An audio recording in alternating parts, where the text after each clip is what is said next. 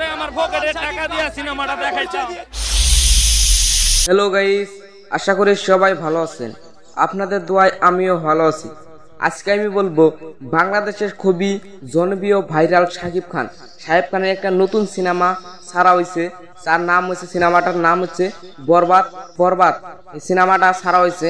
আমরা আজকে জানবো এই বরবাদ সিনেমাটা বানাইতে শাকিব খানকে কত টাকা দিছে, তারপরে এই বরবাদ সিনেমা বানাইতে কত টাকা খরচ হয়েছে, এসব বলবো। চলেন শুরু করা যাক। আর তার আগে আমার বেলাকোপার টিভি চ্যানেলে যারা নতুন আছেন অবশ্যই সাবস্ক্রাইব করে পাশে থাকবেন। চলেন শুরু করা যাক।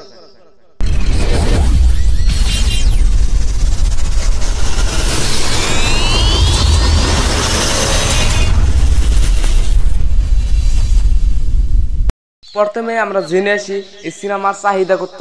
সিনেমার চাহিদা এখনো 116টা হলে এই সিনেমাটা চালানো হয়েছে। তাও দেখার পরে তাও মানুষ ছাড়তেছে না, অনেক ভিড় লাগিয়ে থাকছে সব সময়। আমরা এখন জেনে আসি মাইসের ট্রেন এই সিনেমাটা কিরকম লাগছে।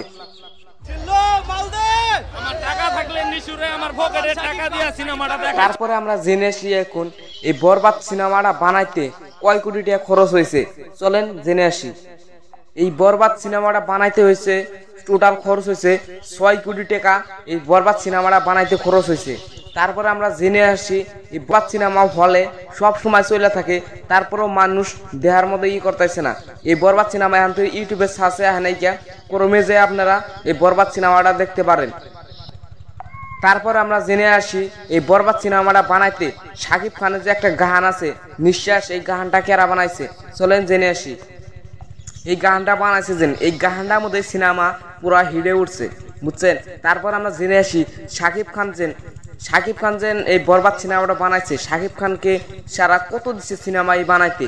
শাকিব খানকে 1,06,00,000 টাকা সে ডিমান্ড করছে, তাই এই বরবাদ সিনেমা বানাইতে 1 কোটি টাকা তাকে দেওয়া হয়েছে।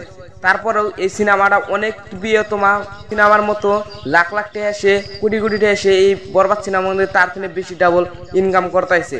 তারপরে আমরা এই সিনেমার কাহিনী আপনাদের শোনাইলাম। যদি ভালো লেগে থাকে আমার এই চ্যানেলটা সাবস্ক্রাইব করে পাশে থাকবেন। চল।